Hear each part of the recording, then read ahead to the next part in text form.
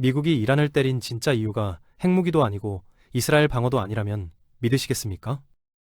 수조 달러짜리 물류 고속도로를 깔아야 하는데 한복판에 떡하니 버티고 서 있는 장애물을 밀어버린 겁니다. 미사일 연기가 거치고 나면 그 자리에 철도와 항구와 해저 케이블이 들어서게 되는데 3차 대대전 공포 뒤에 숨겨진 진짜 게임은 돈의 흐름을 완전히 재설계하는 초대형 경제 전쟁이거든요. 호르무즈 해협 봉쇄니 유가 폭등이니 하는 뉴스에 시선을 빼앗기면 이 판의 본질을 영영 못 보게 됩니다. 이 바둑판 위에서 실제로 무슨 일이 일어나고 있는 건지 한번 전부 까보겠습니다.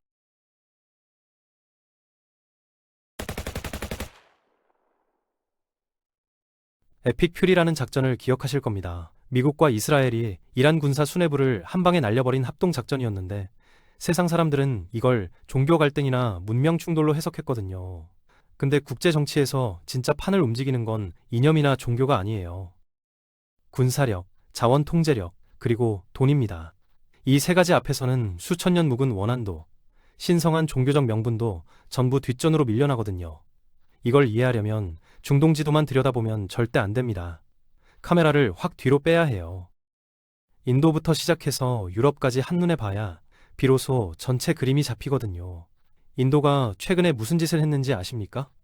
유럽 자유무역연합이라고 스위스와 노르웨이와 아이슬란드와 리히텐슈타인을 묶은 경제 블록이 있는데 거기랑 대형 자유무역 협정을 맺어버렸습니다. 여기서 끝이 아니에요. 유럽연합 본진과도 역사상 최대 규모의 무역협정을 타결시켰거든요. 이게 무슨 의미냐면 지구에서 사람이 제일 많은 나라가 지구에서 경제가 제일 큰 블록이랑 관세 장벽을 허물기로 악수한 겁니다. 인도에서 싸고 풍부한 노동력으로 찍어낸 물건들이 관세라는 장벽을 하나씩 뜯어내면서 유럽 시장에 물밀듯이 들어갈 판이 깔린 거예요. 동시에 미국은 중국한테 관세 폭탄을 연달아 투하하면서 미국 기업들의 생산 라인을 중국 밖으로 빼내고 있고 중국한테 거래 많이 하는 나라들한테도 계속 압박을 가하고 있거든요. 이 퍼즐 조각들을 한데 맞춰보면 그림이 선명해집니다. 중국을 세계 제조업의 중심에서 끌어내리고 그 자리에 인도를 앉히려는 거대한 재편이 진행되고 있는 거죠. 근데 여기서 치명적인 문제가 하나 터집니다. 제도를 아무리 예쁘게 포장해놔도 물건을 실어 나를 물리적인 길이 없으면 전부 공연불이거든요. 최근 몇 년간 수에즈 운하는 불안정 그 자체였고 홍해에서는 무장 세력이 상선을 공격하니까 배들이 아프리카 최남단 희망봉까지 돌아서 가는 미친 루트를 타고 있었습니다.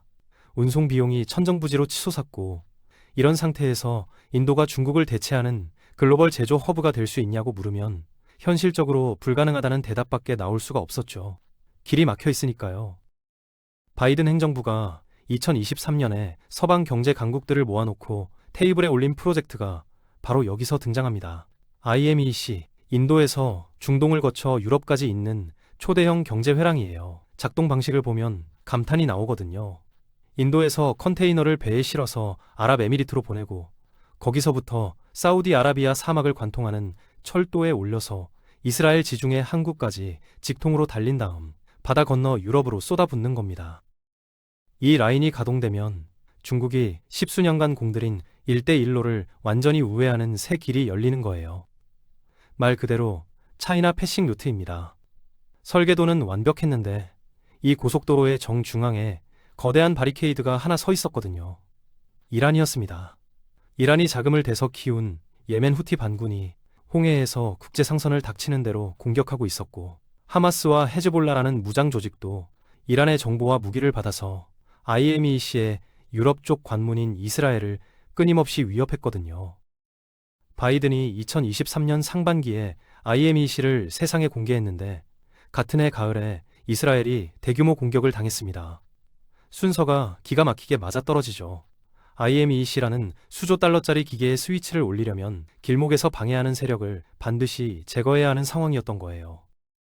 그래서 에픽 퓨리 작전의 본질은 핵 확산 방지도 아니고 중동 민주화도 아닙니다.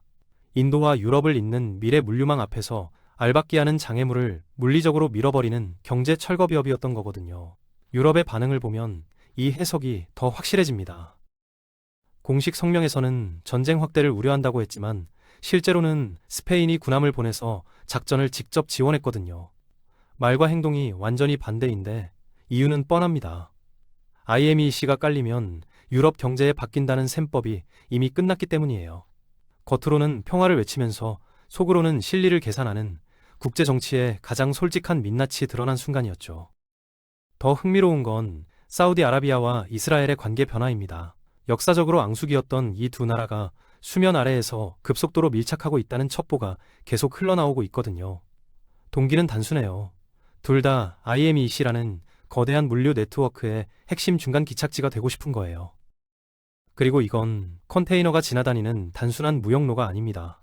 석유 파이프라인, 수소 운반관, 해저 광 케이블, 데이터 센터까지 미래 경제의 핵심 인프라를 통째로 깔겠다는 계획이 IMEC 청사진에 전부 포함되어 있거든요. 걸프 산유국들 입장에서 생각해보면 판이 더 선명해집니다.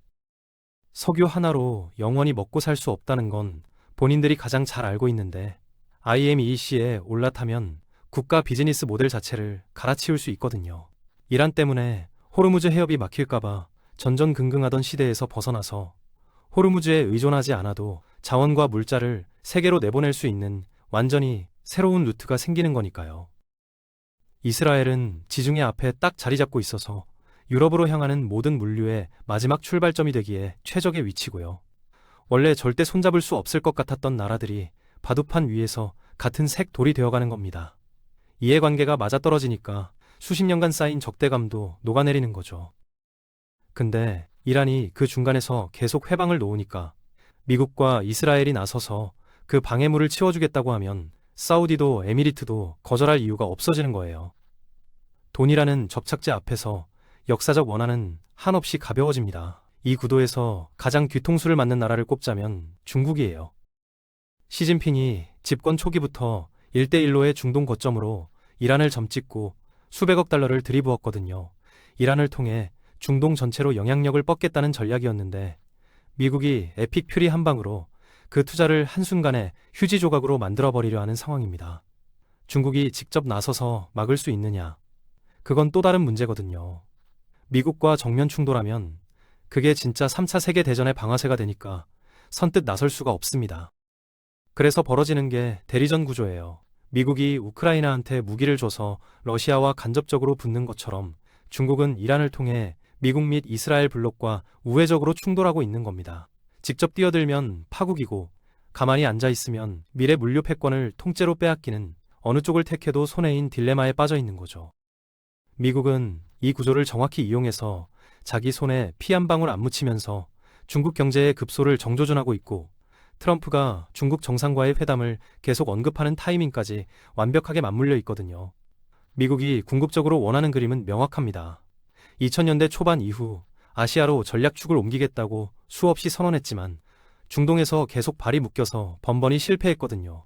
IMEC가 이 문제를 해결해 줍니다. 이스라엘과 사우디와 에미리트를 경제적 이해관계라는 밧줄로 단단히 묶어놓으면 이 나라들이 알아서 철도를 지키고 항구를 방어하게 되니까 미국은 중동 관리 부담을 사실상 하청 줄 수 있게 되는 거예요. 이건 미국이 처음 쓰는 전략이 아닙니다. 냉전 시대에 경제 블록으로 동맹을 묶었고 90년대에는 세계무역기구를 무기로 써서 신자유주의 질서를 깔았거든요. 이해관계로 국가들을 엮어서 자기 편으로 만드는 레시피의 최신 버전이 IMEC인 거예요. 중동에서 손이 빠지면 미국은 드디어 진짜 상대인 중국과의 아시아 패권전에 모든 자원을 집중시킬 수 있게 됩니다. 트럼프가 관세 폭탄을 마구 던지면서 미쳐 돌아다니는 것처럼 보이지만 장기적으로 원하는 세계 질서의 모델이 없는 상태에서 그러는 게 아니라는 방증이 바로 IMEC의 존재거든요. 자, 이제 한국 얘기를 안 할 수가 없습니다. 여러분은 이 뉴스를 보면서 뭘 떠올리셨어요? 기름값 걱정이요? 코스피 하락 방어요? 물론 당장 중요하죠. 근데 그 1차원적인 분석에서 멈추면 진짜 위험한 걸 놓치게 됩니다. 강대국들이 미래 경제의 바둑판을 완전히 새로 짜고 있는데 한국이 그 판의 구조를 파악하지 못하면 글로벌 공급망에서 서서히 밀려나는 건 피할 수 없는 순위거든요. 구체적으로 따져보겠습니다. 인도와 유럽이 거의 무관세로 엮였고 IMEC라는 초고속 직통 루트까지 깔리면 유럽 기업들이 아시아 끝자락에 있는 한국에서 홍해를 건너 오래 걸려 도착하는 비싼 부품을 굳이 사야 할 이유가 사라집니다. 인도에서 헐싸게 만든 물건이 사우디 횡단철도를 타고 이스라엘 항구를 거쳐 관세 없이 유럽에 풀리는데 같은 값이면 가깝고 싼 쪽을 택하는 게 자본의 본능이거든요.